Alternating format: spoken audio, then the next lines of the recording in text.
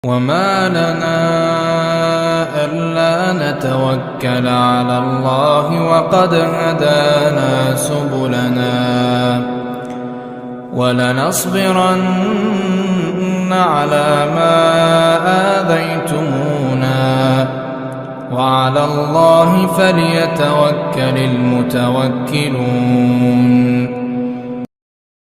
Al-Imam Muhammad ibn Yahya meriwayatkan hadis ini dari siapa? Dari Al-Haytham ibn Kharijah. Al-Haytham ibn Kharijah salah seorang perawi hadis di Khurasan. Tingkatan beliau saduq. Di dalam Di dalam periwayatan hadis nilai beliau itu saduq. Saduq itu nilainya B. Artinya hadisnya masih diterima, dan B itu orang masih lulus. Tetapi nggak sampai kumlot, nggak sampai A, dia B. Al-Haytham ibn Kharijah meriwayatkan dari Ismail ibn Ayyash.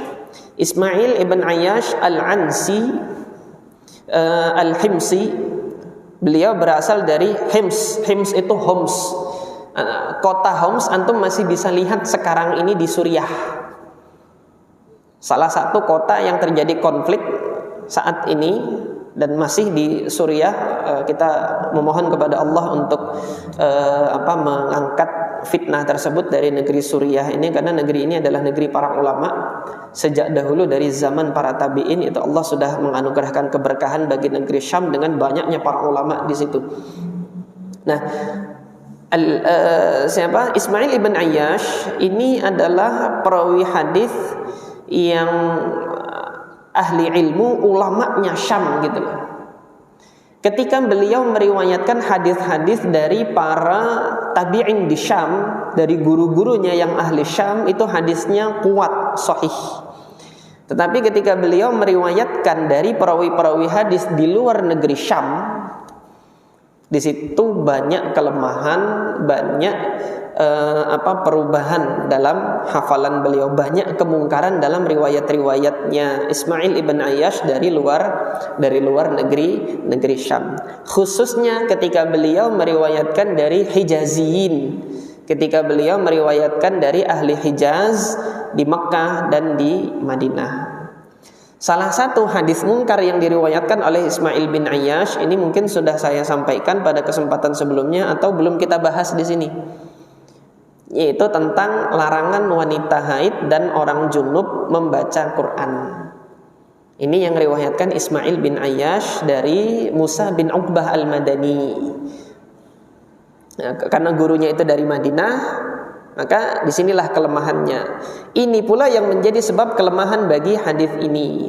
Beliau Ismail bin Ayyash meriwayatkan hadis ini dari Al-Imam Abdul Malik ibn Abdul Aziz ibn Juraij Al-Makki, poros periwayatan hadis di Makkah, yang mana Al-Imam Abdul Malik ibn Abdul Aziz ibn Juraij thiqah, hafalannya kuat, hafalannya baik, periwayatannya itu bisa dipertanggungjawabkan dan bisa dipercaya. Hanya saja Al-Imam Abdul Malik ibn Abdul Aziz ibn Juraij itu melakukan tadlis dan melakukan irsal.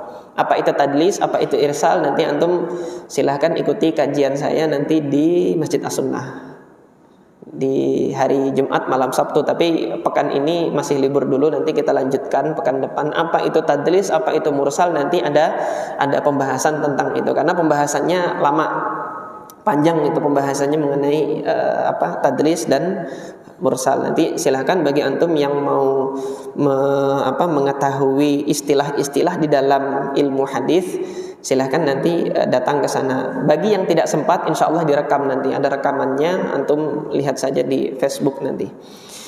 Nah, Al-Imam Abdul Malik ibn Abdul Aziz ibn Juraij itu memursalkan hadis ini. Murid-muridnya Ibnu Juraij itu meriwayatkan dari Ibnu Juraij bahwasanya hadis ini terputus, mursal, tidak disebutkan sahabatnya. Hanya Ismail bin Ayyash yang ketiga meriwayatkan hadis ini menyebutkan bahwasanya Abdul Malik ibn Juraij ini mengambilnya dari Abdullah ibn Ubaidillah ibn Abi Mulaikah al-Makki dari Aisyah radhiyallahu anha. Disebutkan ketersambungan sanadnya itu bahwasanya sahabatnya adalah Aisyah. Jadi yang dilihat di sini kan murid-muridnya Abdul Malik ibn Juraij yang ada di Mekah, tidak ada yang menyambung hadis ini sampai ke Rasulullah. Tahu-tahu Ismail bin Ayyash yang datangnya dari Syam tadi kok menyebutkan ini ketersambungan sanadnya. Disebutkan Ibnu Abi Mulaikah, kemudian Ibnu Abi Mulaikah dari Aisyah radhiyallahu anha. Ini dapatnya dari mana? Tanda tanya kan di situ gitu loh. Tanda tanya. Nah, oleh karena itu kemudian para a'immatul hadis itu melemahkan hadis ini oleh sebab ini salah satunya periwayatannya Ismail ibn Ayyash. Yang mana Ismail ibn Ayyash, beliau perawi yang thiqah, bisa diambil periwayatannya kalau beliau meriwayatkan hadis dari guru-gurunya yang berada di Syam. Adapun nanti di luar Syam ini masih belum bisa diterima. Jadi seperti itu. Singkatnya hadis ini dhaif. Al-Imam Ahmad ibn Hanbal dan para a'immatul hadis yang lainnya melemahkan hadis ini. Nah, kemudian hadis ini merupakan dalil bagi para ulama yang berpendapat kalau muntah itu harus wudu. Artinya muntah ini membatalkan wudu. Nah, berkenaan dengan perkara ini, Al-Hafidh Abu Bakar Ibnul Munzir dalam kitab beliau Al-Awsat, ini sudah pernah saya sampaikan sebelumnya bahwasanya rujukan saya, di antara rujukan utama saya ketika menjelaskan khilaf perbedaan para ulama, saya lebih sering merujuk kepada kitab Al-Awsat ini.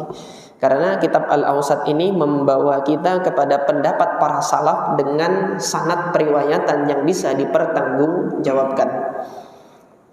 Bukan hanya sekedar hikayat. Hikayat itu apa? Hikayat itu menyebutkan ini madhab ini, tetapi tidak mempertanggungjawabkan dengan membawakan sanad.